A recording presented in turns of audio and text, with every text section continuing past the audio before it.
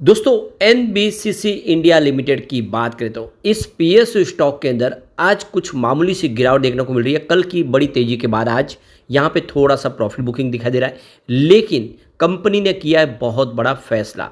Company यहाँ पे अब बोनस शेयर देने जा रही है, साथ में कंपनी डिविडेंड भी देगी।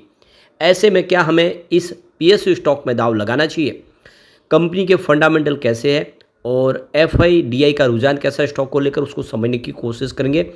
और फ्यूचर प्लान क्या है, क्या इस एनबीसीसी जैसे पीएसयू स्टॉक में इस समय निवेश करना चाहिए, जानने की कोशिश करेंगे इस वीडियो के माध्यम से। लेकिन फ्रेंड, उससे पहले अगर आप पहली बार हमारे चैनल पे आए तो चैनल को सब्सक्राइब कर दीजिए, एक बेल आइकॉन दबा दीजिए ताकि जब भी नया वीडियो बने पहला नोटिफिकेशन आपको मिले। वीडियो पसंद आए तो लाइक से जरूर कीजिए। चलो फ्रेंड्स, वीडियो स्टार्ट करते हैं। मैं हूं आपका दोस्त एस.बी. दवे और हमारे अपने चैनल ऑनलाइन कमाई में आपका बहुत बहुत स्वागत है। तो भी 12 बजे के आसपास का टाइम है। स्टॉक की शुरुआत तो पॉजिटिव हुई 197 पर, क्लोजिंग थी कल की 195 के आसपास। इंट्राडे में 205 का हाई भी बन गया, काफ़ी अच्छी दौड़ लगाई, लेकिन ऊपर के लेवल से आ गई प्रॉफिट बुकिंग। और इस वजह से जो बाजार की नरमी की वजह से यहाँ पर भी आप देखो कि 193 का लो बना, इस समय 194 के आसपास ट्रेड कर रहा है। 0.69% की गिरावट है। अब इसकी परफॉर्मेंस देखें तो देख सकते 2017 में ऑलरेडी स्टॉक 137 तक चला गया था और वहाँ से स्टॉक के अंदर गिरावट का माहौल बना। तो देख सकते हो कि कोविड काल में ये 2020 में 18 रुपये तक आ गया था। तो बड़ी गिरावट हुई स्टॉक के अंदर और फिर इसने अब यहाँ से संभलना शुरू किया, दौड़ना शुरू किया और काफ़ी समय के बाद 200 को फिर से इसने टच किया है।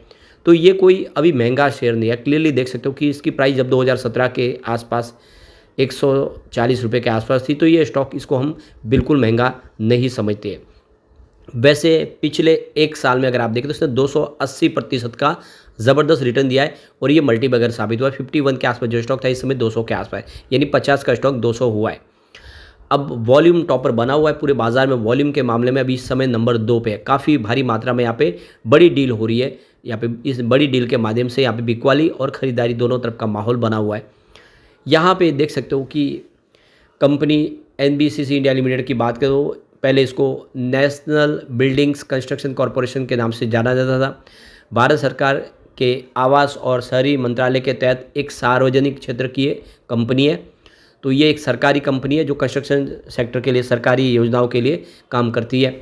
और एनबीसीसी ने अप्रैल 2012 में आईपीओ लाया था। इसे बीएसई और एनएसई में लिस्ट किया गया था। सितंबर 2012 में एनबीसीसी को भारत सरकार की तरफ से मिनी रत्न का दर्जा भी दिया गया है। तो यह मिनी रत्न की कैटेगरी में कंपनी आती है। और इसी महीने कंपनी के पास एक बड़ा ऑर्डर भी हाथ लगा है। श्रीनगर डेवलपमेंट अथॉरिटी ने कंपनी को देख सकते हो करीब 15,000 करोड़ रुपये का एक बड़ा ऑर्डर दिया है। इस ऑर्डर के तहत कंपनी को श्रीनगर में 406 एकड़ में एक सैटेलाइट टाउनशिप बनाना है। तो बड़ा प्रोजेक्ट कंपनी करने वाली है। तो कल बहुत ही ज़बरदस्त करीब 10% के आसपास की तेज़ी देखने को मिली और इसके पीछे वजह था कि कंपनी यहाँ पे अब बोनस शेयर जारी करने की विचार कर रही है। तो यहाँ पे देख दो कि इसके लिए इसी सप्ताह 31 अगस्त 2024 शनिवार को कंपनी की बोर्ड ऑफ डायरेक्टर की मीटिंग होने जा रही है और इस मीटिंग के दौरान बोनस शेयर को लेकर फैसला लिया जा सकता है। कंपनी ने स्टॉक एक्सचेंज के पास फाइल किए गए रेगुलेटरी फाइलिंग में बताया कि कंपनी के रिजर्व के कैपिटलाइजेशन को देखते हुए बोनस शेयर के रेशियो पर विचार करेगी। बोनस शेयर के ऐलान के साथ ही कंपनी ने यह भी घोषणा की कि वह यहाँ पे कंपनी से संबंधित लोगों के लिए यहाँ पे ट्रेडिंग विंडो को क्लोज करेगी। 28 अगस्त 2024 से ये ट्रेडिंग विंडो क्लोज है, जो 2 सितंबर 2024 तक इसकी ट्रेडिंग क्लोज रहेगी। तो जब तक मीटिंग फाइनल हो उसके तब तक ये ट्रेडिंग विंडो क्लोज रहेगी। तो कंपनी से संबंधित जो भी लोग हैं वो कोई भी इनसाइड ट्रेडिंग के लिए ट्रेडिंग विंडो के माध्यम से ट्रेडिंग नहीं कर पाएंगे। बोनस शेयर से पहले ही कंपनी ने डिविडेंड का ऐलान भी किया है। कंपनी ने बताया कि वह निवेशकों को ₹1 प्रति पेड अप इक्विटी शेयर के ऊपर 63% का डिविडेंड देने, यानी पर शेयर आपको 63 पैसे का फाइनल डिविडेंड कंपनी देगी। और इसकी एक्स डेट अगर आप देखें तो 6 सितंबर 2024 तय की गई है। यानी इस समय अगर आप शेयर खरीदते हो तो आपको बोनस और डिविडेंड दोनों का ही फ़ायदा होगा। तो ऐसे में मौका तो अच्छा है। फंडामेंटल इसके देखें तो काफ़ी अच्छे है। मार्केट कैप 34,992 करोड़ के आसपास है। करंट प्राइस 194 की है। लो 51 रुपीज़ का और हाई 210 का है। तो इस समय देख सकते हो कि स्टॉक काफ़ी अच्छा लगा है। इस लेवल पे स्टॉक का P 63 का है और इसकी बुक वैल्यू अगर देखें तो 12.40 के आसपास है और 0.31% का डिविडेंड पे आउट करती है। कंपनी आपको अपने प्रॉफिट में हिस्सेदारी लगातार बनाती है। ROC 32.70% है, जो काफ़ी अच्छा है और ROE 25.60% है। इसकी फेस वैल्यू 1 रुपीज़ की है, तो फंडामेंटल इसके बहुत ही अच्छे लग रहे हैं। कंपनी ऑलमोस्ट डेट फ्री है और हेल्दी डिविडेंड पे आउट कर दिया 34.9% का। यहाँ पे रिजल्ट देखें इस बार Q1 का काफ़ी शानदार है। रेवेन्यू 2.12 थाउजेंड करोड़ के आसपास, जहाँ पे 10.71% की ईयर ऑन बेसिस पे वृद्धि देखने को मिली। नेट इनकम 104 करोड़ के आसपास रही है, जहाँ पे 39.23% की ईयर ऑन बेसिस पे शानदार जंप देखने को मिली। डायलूटेड EPS 0.58 रहा, जहाँ पे 38% की ईयर ऑन बेसिस पे वृद्धि देखने को मिली। और यहाँ पे नेट प्रॉफिट मार्जिन की बात करें तो 4.94% है, जहाँ पे 25.7% की ईयर ऑन बेसिस पे जंप देखने को मिली। ओवरऑल अगर आप देखें तो रेवेन्यू प्रॉफिट दोनों ही Q1 में काफ़ी अच्छा बढ़ा है, यानी ईयर ऑन बेसिस पे रिजल्ट काफ़ी बेहतर रहा है।